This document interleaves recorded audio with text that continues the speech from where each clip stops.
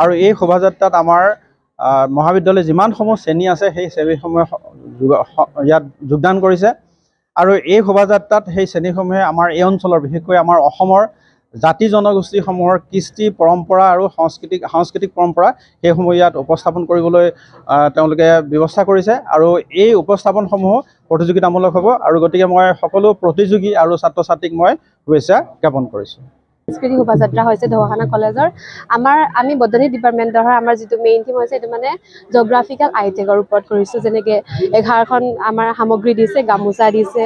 আমাৰ এই মুগা চিল্কৰ দিছে আদা দিছে সেনেকৈ মানে আমি 11টা বস্তু বেলেগ বেলেগকৈ দেখাই দিছোঁ মানে